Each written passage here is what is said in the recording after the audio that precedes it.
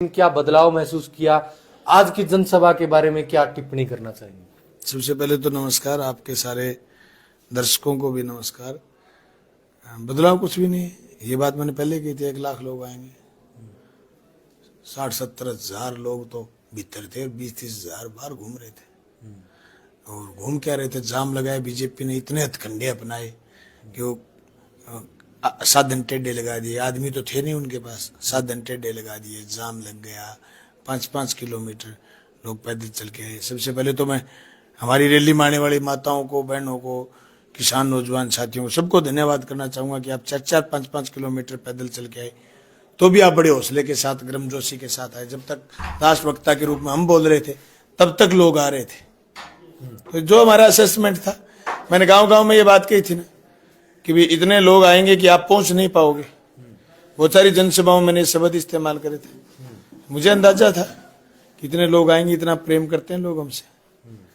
मैं तो चुनाव का परिणाम भी आपको 1.5 महीने से लगातार बता रहा हूं, और उससे पहले जब हमारे विकास लोकार्पण के कार्यक्रम थे तब हम बताते थे, यही कहते थे 40,000 से जीतेंगे, 40,000 से जीतेंगे।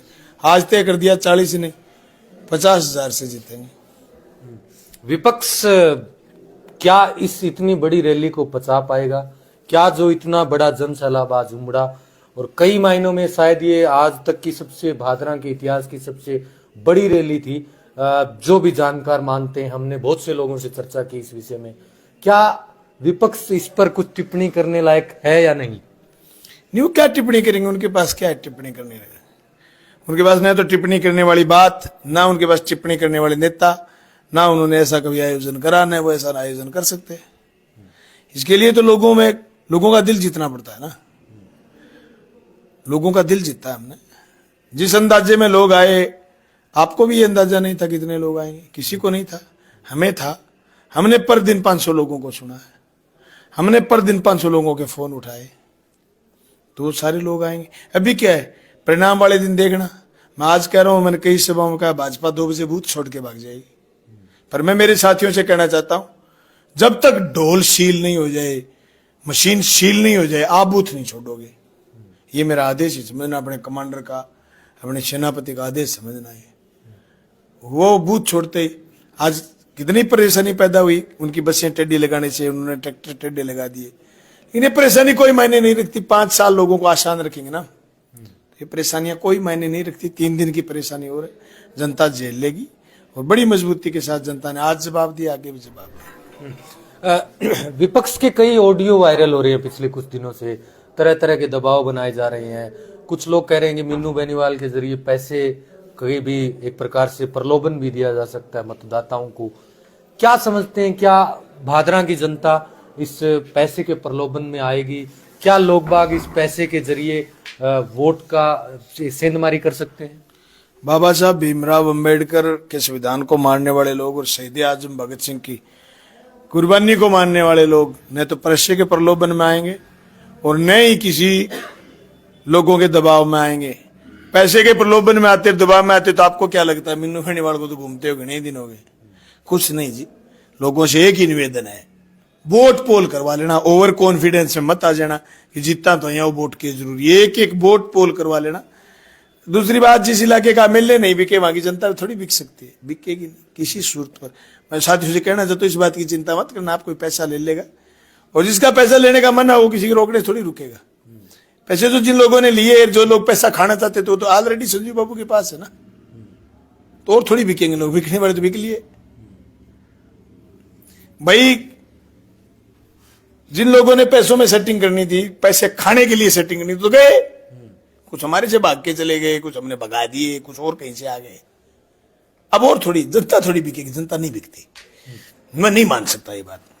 मैं 18 में एमएलए नहीं बनता, पैसे में लोग खरीदे जाते, तो इसलिए एमएलए बिका नहीं। और ये तो कंसेप्ट ही गलत है। कोई आरोप लगाए कि साहब ये हो जाएगा, वो हो जाएगा, ये मिथ्या बातें हैं। हाँ, कोई बड़ा इक्का दुक्का और बचा हुआ है, अपने आप को नेता समझना, वो बिक सकता है, जनता नहीं बिकेगी।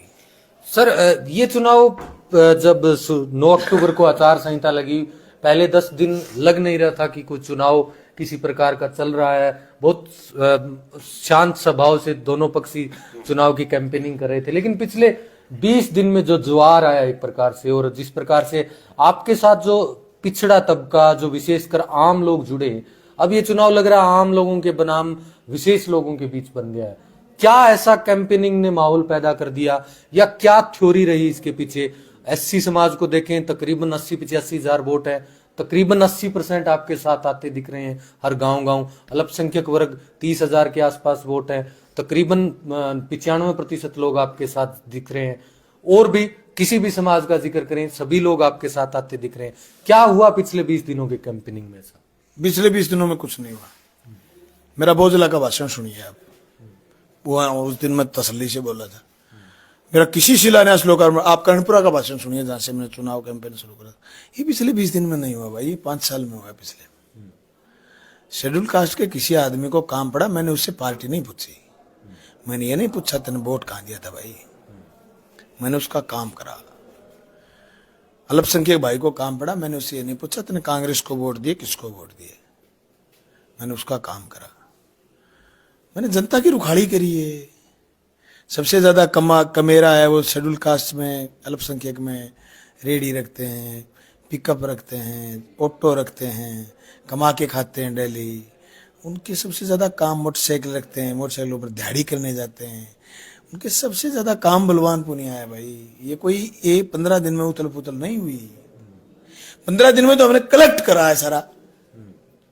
चुनाव से पहले आप किसको बताओगे हमारे साथ थे? साथ थे तभी जोर नहीं आया ना, साथ जुड़ते गए प्रोग्राम करते गए। ये 5 साल की मेहनत है, यूं कहो तो 23 साल की मेहनत है, और ये लंबी चलेगी। उनका समय आया था, हमारा दौर आया है। 2018 का चुनाव हमने बड़ी करीबी से देखा था, कैंपेनिंग में साथ दिखते थे आपके और भी लोगों को, लेकिन इस चुनाव में और 2018 के चुनाव में कितना परिवर्तन मानते हैं, और क्या उससे ज्यादा एक प्रकार से आपके कार्यक्रम हो रहे हैं? क्योंकि बहुत से लोग कह रहे हैं 2018 के चुनाव में तो लोग सीधा एक प्रकार से परिवर्तन चाहते थे, इसलिए सीधा ही वोट डालने के लिए आए थे। इस बार लोग वोट के साथ साथ आपसे जुड़ना भी चाह रहे हैं, क्योंकि जिस प्रकार से जनता के साथ आपका जुड़ा हुआ है, और लोग भी जो लोग नहीं जुड़ पाए थे उस दौरान, वो डायरेक्ट आपसे मिलना चाहते हैं, इसलिए ज्यादा प्रोग्राम हो रहे हैं। इसलिए भी हो रहे हैं, जुड़े भी ज्यादा है ना। पिछली बार 82,000 से काम चल गया, हमारे 38,500 वोट आए थे 13 में। उसके बाद हमने 40,000 वोट और जोड़े। अब की बार वोट ये समझ लो आप 60,000 वोट और जुड़े हैं, तो नए पुराने करके वोट 1.25 लाख आएंगे। 1.25 लाख वोट, 1.25 लाख आ रहे हैं। 1.25 लाख वोट आएंगे। इतना कॉन्फिडेंस कैसे आ जाता है? इतना कॉन्फिडेंस तो पिछले 5 साल में मिले ना लोग हमसे। फिर जो लोग मिले, बैठे, बात करे, जिसने तसल्ली से बात करी वो तो हमारा हो ही गया। देखते ही बात सुनते उठ के भाग गया, वो भाग गया। जो बार बार मिला वो तो हमारा हो गया। बार बार मिला तो बातें भी हुई। मैंने बड़ी सादगी से लोगों से बात करी, उस अंदाज में, जिस अंदाज में लोग बात करते हैं उसी अंदाज से मैंने बात करी। तो जो जिसने तसल्ली करी थी, अब की बार जुड़ना इसलिए चाहते हैं परमानेंट। लोगों ने कहा है मेरे को, सही प्रश्न आपका, लोगों ने मेरे को कहा कि विधायक जी परमानेंट जुड़ गया थे, छोड़ सको, मैं कौन छोड़ागा। तो फिर मैं तो की मंडली थोड़ी करूंगा, क्या छोड़ूंगा मैं? तो ही थोड़े दिन मंडली करने लग जाऊंगा, मैं कौन छोड़ दूं, लोग भी कौन छोड़े, परमानेंट जुड़ गए। अच्छा, एक बात और, आप भादरा के जो चुनावी एक प्रकार से कैंपेन में आपको इतना शायद समय नहीं मिल पाता होगा पूरे राजस्थान पर नजर रखने की, लेकिन फिर भी आप पूरे राजस्थान में सक्रिय नेताओं में हैं, तो सरकार के बारे में क्या सोचते हैं, क्या प्लानिंग चल रही है? क्योंकि जिस प्रकार से आप माकपा के लीडर थे, विधानसभा में भी विधायक दल के नेता थे, आप एक पार्टी का नेतृत्व कर रहे हैं आज भी इन चुनाव में, बशर्ते आपके सीनियर लीडर भी चुनाव में है, तो क्या समझते हैं कि क्या होने वाला है राजस्थान में? क्या चुनाव के समीकरण है? क्या वो जो रिवाज है वो एक बार बीजेपी आना, एक बार कांग्रेस आना, इस बार क्या कोई बदलाव आ रहा है? कोई बदलाव नहीं आएगा। बलवान पुनिया की जीत का मतलब है मौजूदा सरकार रिपीट होगी, ओपीएस रिपीट होगा, चिरंजीवी रिपीट होगी, कॉलेज रिपीट होंगे, स्कूल्स रिपीट होंगे, इंग्लिश मीडियम स्कूल और खुलेंगे, पीएचसी सीएचसी और खुलेंगी, सड़कें और बनेंगी, और किसान की कुड़की नहीं आएगी। जो बिल हमने विधानसभा में पास करा है, रास्ते खाड़े की समस्या है जिस किसान को, विधानसभा में बिल पास करके आए, गजट नोटिफिकेशन होने वाला है, रास्ते की समस्या भी नहीं बचेगी। लोग बड़े नजदीक से देखा है लोगों ने, मुख्यमंत्री चिरंजीवी योजना से इस प्रदूषण भरे समाज में बीमार आदमी से बचा है। ओपीएस पर इतने जोरदार लोग राजी हुए हैं, उस कर्मचारी ने सोचा है कि तेरा बेटा भी अगर कर्मचारी बना तो ये ओपीएस का द्वार खुला रहेगा। मौजूदा सरकार तो दे रही है, नीति परिवर्तन करा है ना, ये सिर्फ ओपीएस गिफ्ट नहीं है, पॉलिसी चेंज है, पॉलिसी चेंज का मैटर है। इसलिए कहीं दूर दूर तक नहीं दिख रहा। कुछ एमएलए हार सकते हैं, मौजूदा सरकार नहीं आ रही, मुझे नहीं लगता कहीं आ रही। आप जिले में, आस पड़ोस के जिलों में आप कहीं भी पता कर सकते हो। उसकी सबसे बड़ी वजह है बुजुर्गों की पेंशन बढ़ाई है भाई। गुंजाइश है, जिस आदमी में बढ़ाने का दम है, एमएलए कोटा 2.5 करोड़ 2.25 करोड़ से 5 करोड़ कराए भाई। जिस आदमी में बढ़ाने की गुंजाइश, उससे तो और करवा सकते हैं। वसुंधरा जी से क्या करवा सकते, उसने तो 18,000 स्कूल बंद करे थे। एक स्कूल का मतलब समझते हो आप? एक स्कूल का मतलब है बलवान पुनिया पैदा होना। एक स्कूल में पढ़ा हुआ टाबर पता नहीं क्या बन जाए। स्कूल बंद करने का मतलब है आप समाज की प्रगति के बाधक को कौन आगे बैठाएगा? कोई नहीं बैठाएगा। इसलिए मुझे नहीं लगता कि सरकार की कहीं एंटी इनकम्बेंसी है। और अब 20 दिन पहले लोगों को टिकट मिले थे, वो चुनाव के रेस में खड़े हैं हमारे पड़ोस की विधानसभाओं में। इसका मतलब ये है कि सरकार के खिलाफ लोग ज्यादा कोई खड़े नहीं है। और भारतीय जनता पार्टी का तो खुद का सुपड़ा साफ हो रहा है ना, कद्दावर नेता आ रहे हैं इनके, इधर उधर से सुनते हैं फोन, बाकी तो अपने चुनाव में लगे हुए हैं। और बलवान पुनिया के जीतने का मतलब ही सीधा सा है, पॉलिटिकली सूत्र है। तो सरकार की एंटी इनकम्बेंसी नहीं है। सरकार के को बचाने में तो मैं भी था, तो सरकार के साथ ही गिना जाता था। कहीं आपको पूरे चुनाव कैंपेन में सरकार के खिलाफ लोग दिखे ही नहीं। कोई मेरे से नाराज था जिसका मैंने गलत बात किया नहीं मरी, वो जरूर भागा है। सरकार की वजह से तो कोई नहीं भागा ना। तो लगता नहीं कहीं ऐसी कोई बात। तो आपके चुनाव के मायने कांग्रेस सरकार रिपीट होना या आगामी लोकसभा चुनाव और उसके बाद भी कोई परिवर्तन दिखता है? ये बात तो अपने चुनाव, विधानसभा चुनाव के परिणाम के बाद करेंगे। लोकसभा चुनाव पर अभी चर्चा करने की स्थिति में अपने नहीं है। अभी विधानसभा चुनाव चल रहा है, इस कैंपेन के बाद आगे बात करेंगे, इस चुनाव परिणाम के बाद। लेकिन ये चुनाव परिणाम मुझे सुखद नजर आ रहे हैं, ऐसा मुझे लग रहा है कि आज की रैली और पूरा कैंपेन और लोगों का साथ आना, ये तीनों चीजें ऐसी लग रही हैं कि बहुत मजबूती के साथ लोग हमारे साथ। उप प्रधान बलवान फकेड़िया जी भी बैठे हैं। उप प्रधान जी, आज की जनसभा के बारे में, जनसलाब जो उमड़ा, उसके बारे में क्या राय रखते हैं? ये तो विधायक जी ने आपको बता दिया। बाकी मैंने मेरी जिंदगी में इतनी बड़ी रैली कभी देखी नहीं।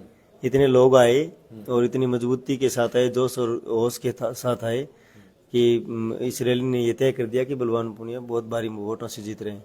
और मैं सुबह जब अग्रसेन चौक पे था, ये पहली बार हुआ है कि इतने लोग जब आए और बिना कोई घटना के शांति से अपने घरों में वापस भी चले गए। लेकिन मैंने देखा, सुबह अग्रसेन चौक पे था तो बीजेपी के लोगों ने ऐसे ऐसे हथकंडे अपनाए उन लोगों को उकसाने के लिए। लेकिन फिर भी हमारे जो लोग थे वो, उनको सिर्फ इतना पता था कि हम जीत रहे हैं, हम किसी भी सूरत में बहकेंगे नहीं। वो चुपचाप हमारी रैली तक आए, पैदल चल के आए। बूढ़ी बूढ़ी औरतों को गणपति होटल के पास रोक दिया गया, उनके साधन 2-2, 3-3 किलोमीटर चल करके बेचारे पैदल आए हमारी रैली स्थल तक। तो ये प्यार है जो कॉमरेड बलवान पुनिया ने जीता है, लोगों से कमाया है इलाके के अंदर।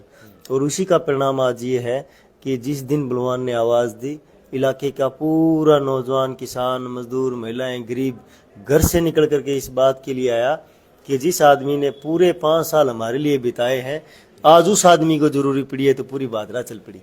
चलिए, शुक्रिया आपका।